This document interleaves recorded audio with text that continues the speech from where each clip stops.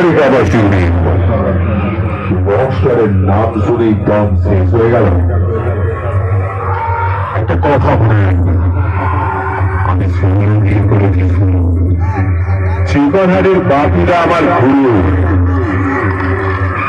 আমার সঙ্গে কম্পিটিশন করতে আসবি, আমি করব ভয়ঙ্কর কেসের শুরু।